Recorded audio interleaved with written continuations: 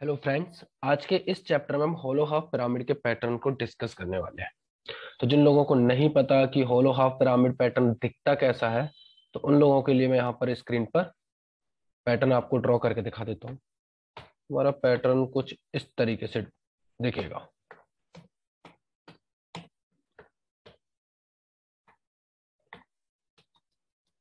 कुछ इस तरीके से आपको ये पैटर्न अपनी स्क्रीन पर दिख रहा होगा। ओके, तो बहुत बड़े बड़े प्रोग्रामर्स ने बोला था, एक बोलते हैं कि अगर आपको किसी भी प्रॉब्लम को सॉल्व करना है तो आप उस प्रॉब्लम को छोटे छोटे पार्ट्स में डिवाइड कर लीजिए, उन छोटे छोटे पार्ट्स का सॉल्यूशन कीजिए और फिर उन सारे सॉल्यूशंस को मिला करके आप बड़े पार्ट के सॉल्यूशन को अचीव कर सकते हैं। तो हम यही स्ट्रेटजी इस प्रॉब्लम को सॉल्व करने के लिए यूज करेंगे। अगर आप गौर से देखो तो इसमें हो क्या रहा है, हम इस प्रॉब्लम को तीन पार्ट्स में ब्रेक कर सकते हैं। पहला पार्ट क्या होगा कि हम इस तरीके से एक लाइन बना लें।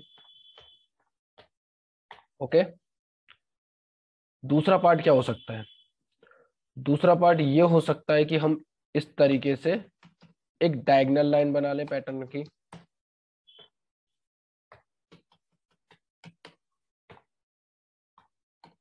हो सकता है ना? और एक और क्या पार्ट हो सकता है? एक पार्ट हो सकता है कि हम लास्ट वाली लाइन को इस तरीके से बना दें। अगर हम इन तीनों पार्ट्स को जोड़ दें तो हमारे ऊपर वाला जो रिजल्टेंट पैटर्न है वो हमें मिल जाएगा। ऑब्वियसली मिल तो जाना चाहिए। चलिए देखते हैं प्रोग्राम करके। प्रोग्राम में हेडर फाइल्स को इंक्लूड कर लिया है, मेन फंक्शन बना लिया है, इंटीजर टाइप के तीन वेरिएबल्स को डिक्लेयर किया है लाइन नंबर 5 पर, जो कि है लेंथ आई कोमा जे। और लेंथ नाम के वेरिएबल के अंदर मैंने यूजर से एक वैल्यू इनपुट कराई है। वो वैल्यू डिसाइड करेगी कि हमारे जो पैटर्न है उसकी वर्टिकल लेंथ कितनी होगी। कौन सी वाली length? Vertical length. Vertical length कौन सी है? ये वाली लेंथ। ये कितनी लेंथ? अगर हम पांच, मैंने यहाँ पर वर्टिकल लेंथ 5 रखी है, आप देख सकते हैं 5 रोज हैं, 1 2 3 4 एंड 5 इस तरीके से। ओके, तो चलिए सबसे पहले हम अपने प्रोग्राम में इस चीज के लॉजिक को लिखते हैं, इस वाली लाइन के लॉजिक को लिखते हैं। ये एक सिंगल लाइन है, सिंपल है, आसानी से प्रिंट हो जाएगी। इसको किस तरीके से प्रिंट कर सकते हैं? For I equals to 1, I less than equals to length I plus plus. Okay, for j equals to 1, j less than equals to i and j plus plus. Okay, अगर आप इस प्रॉब्लम को ठीक से analyse करें, ठीक से मेरा मतलब है कि चलिए मैं आपको बता देता हूं। जो हमारी पहली रो है उसमें हमने कुछ इस तरीके से वैल्यू प्रिंट हो रही होगी, यानी कि अब पहली रो को देखिए, यहाँ पर मैंने 1 1 लिखा है, दैट मीन्स आई की वैल्यू 1 एंड जे की वैल्यू 1। हम अपने 2D मैट्रिक्स में किसी भी पर्टिकुलर ब्लॉक को उसके आई कोमा जे से रिप्रेजेंट करते हैं। आई और जे क्या है? आपने मैथ्स में मैट्रिक्स पढ़े होंगे, वहां पर हम किसी भी ब्लॉक को उसके रो नंबर और कॉलम नंबर से रिप्रेजेंट करते हैं। ओके, तो सेम चीज यहाँ पर है, हम वही लॉजिक यहाँ अप्लाई कर रहे हैं। पहली रो का पहले कॉलम को हम 1 1 से रिप्रेजेंट कर रहे हैं, दूसरी रो के पहले कॉलम को हम 2 1 से, दूसरी रो के दूसरे कॉलम को 2 2 से, तीसरी रो के पहले कॉलम को 3 1 से, तीसरी रो के दूसरे कॉलम को 3 2 से, और तीसरी रो के तीसरे कॉलम को 3 3 से। बाकी को भी मैं लिख लेता हूं। हम फिफ्थ रो का second column and fifth row का फिफ्थ कॉलम इस तरीके से। लेकिन हमको प्रिंट क्या कराना है अपने रिजल्टेंट पैटर्न में? हमें ये वाली वैल्यू प्रिंट करानी है, एक हमको ये वाली वैल्यू प्रिंट करानी है, और एक हमको ये वाली वैल्यू प्रिंट करानी है। Okay, that's it. और कुछ प्रिंट तो नहीं कराना है हमें। बीच में हमको क्या रखना है? स्पेस रखना है, होलो रखना है। अब आप सबसे पहले पहली वाली लाइन को देखिए, इस वाली लाइन को हम प्रिंट कर रहे थे, तो आप सबसे पहले इसको देखिए। अगर आप इस लाइन को गौर से देखेंगे तो आपको एक चीज नजर आ रही होगी कि जे की वैल्यू ऊपर से लेके नीचे तक 1 है, कॉलम नंबर क्या है? 1। तो अगर हम यहाँ पर अपने प्रोग्राम में लिख देते हैं कि इफ जे की जो वैल्यू है जब हमारी 1 हो तभी सिर्फ प्रिंट करें, जे इक्वल्स टू 1 है, तो ये क्या प्रिंट कर दे? पैटर्न की वैल्यू क्या है? हमारे पैटर्न की रिक्वायर्ड वैल्यू स्टार। ओके, मैंने प्रिंट की यहाँ पर स्पेलिंग गलत लिख दी है, प्रिंट एफ, सिंटेक्स गलत था। अभी ठीक है, हम इसको रन करा के देखते हैं कि हमें पहली वाली लाइन को प्रिंट करके दे रहा है या नहीं। एग्जीक्यूट किया, कंपाइल एंड रन पे क्लिक किया, उसके बाद मैंने 5 लिखा। सी, इसने मुझे एक वर्टिकल लाइन दे दी 5 स्टार की, क्योंकि हमने जे इक्वल्स टू 1 रखा था। हमारा पहला वाला पार्ट सॉल्व हो गया। अब हम बात करते हैं अपने दूसरे पार्ट की। दूसरा पार्ट क्या है हमारा? ये वाली लाइन। कौन सी वाली लाइन? ये वाली लाइन। कौन सी वाली लाइन? ये वाली लाइन।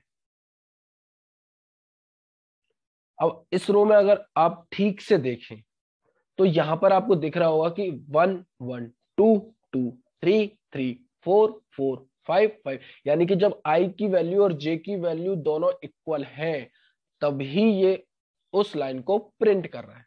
तो हम यहां पर एक और कंडीशन लगा सकते हैं, क्या? एलिफ आई इक्वल्स टू है जे, तो ये क्या प्रिंट कर देगा? अपने पैटर्न की रिक्वायर वैल्यू। वो क्या है? वो है स्टार। ओके, चलिए इसको रन करके देखते हैं ये क्या प्रिंट कर रहा है। Sorry, elif is not declare in this. आई,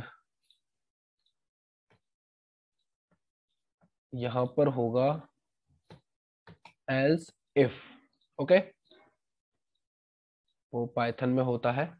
मैंने यहां पर 5 दे दी लेंथ। ये देखिए, इसने मुझे प्रिंट करके दे दी सेकंड वाली लाइन, लेकिन इसको तो इस तरीके से होना चाहिए था, इस तरीके से,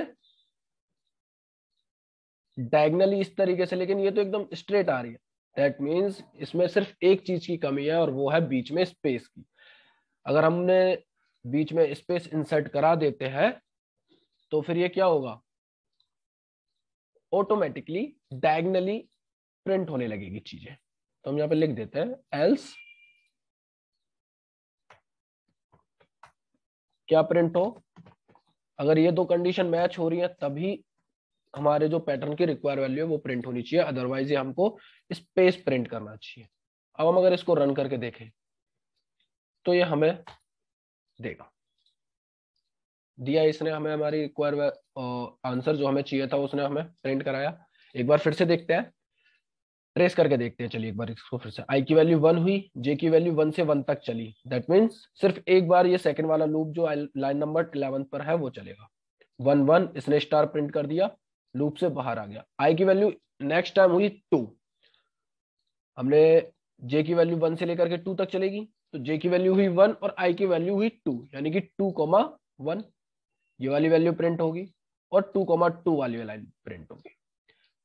अगर आप इसको ठीक से देखें तो एक सिचुएशन ऐसी आएगी जब आई की वैल्यू 3 होगी और जे की वैल्यू 2 होगी, तो ना तो ये दोनों आपस में इक्वल है और ना ही यहाँ पर जे की वैल्यू 1 है। तो ये किस वाली कंडीशन में गिरेगा? ये गिरेगा एल्स वाले पार्ट के अंदर। क्यों? क्योंकि ऊपर वाली दोनों में से कोई भी कंडीशन मैच नहीं कर रही है, तो यहां पर ये क्या प्रिंट करेगा? स्पेस। तो रो तीसरी, कॉलम दूसरा, प्रिंट क्या करेगा? स्पेस। सिंपल। उम्मीद है आपको ये दोनों पार्ट समझ में आ गए होंगे। अब हमारा सबसे जो लास्ट का पार्ट है, फाइनल पार्ट है, वो है ये वाला। कौन सा वाला? ये वाला। कौन सा वाला? ये वाला। अगर आप इस लाइन को ठीक से एनालाइज करें तो यहां पर जो रो है वो अपने लेंथ के बराबर है। रो का जो नंबर है वो क्या है? 5 5 5 5 5, और लेंथ क्या है हमारी? 5।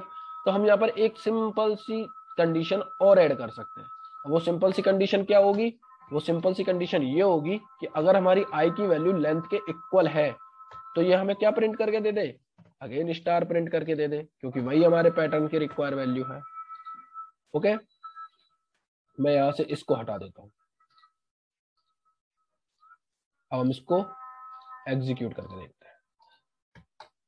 देखिए, इसने जो हमारा रिजल्टेंट पैटर्न था, जो हमें जरूरत थी जिस पैटर्न की, जिस पैटर्न को डिजाइन करने के लिए हम इतनी देर से मेहनत कर रहे थे, फाइनली वो पैटर्न हमें मिल गया। तो हम एक बार इसे कुछ अदर इनपुट के लिए ट्राई करके देखते हैं कि हो सकता है कहीं कुछ गड़बड़ हो। अगर ये बग थोड़े अलग इनपुट पे थोड़ा अलग आउटपुट दे तो हमारा प्रोग्राम गलत है, लेकिन अगर आउटपुट सही दे रहा है तो फिर मतलब हमारा प्रोग्राम क्या है, सही, हम 25 रखते हैं। तो 25 पर भी सही पैटर्न दे रहा है जो कि हमें चाहिए था। यही हमारे, इसी चीज के लिए हम इतनी देर से स्ट्रगल कर रहे थे, इसी चीज के लिए हम इतनी देर से लॉजिक लिख रहे थे, और ये हमारा लॉजिक कंप्लीट हुआ, हमारी मेहनत सफल हुई। ठीक है गाइस, तो आज के इस चैप्टर में इतना ही। उम्मीद है आपको लॉजिक समझ में आया होगा। अगर आपको लॉजिक समझ में आया है तो वीडियो को लाइक करें, शेयर करें अपने फ्रेंड्स के साथ ज्यादा से ज्यादा। आप अपने व्हाट्सएप ग्रुप पे, अपने इंस्टा स्टोरी पे शेयर कीजिए, ताकि ज्यादा से ज्यादा लोग इस सीरीज का फायदा उठा सकें। तो थैंक यू गाइज, आज के इस लेक्चर में सिर्फ इतना ही। मिलते हैं अगले लेक्चर में।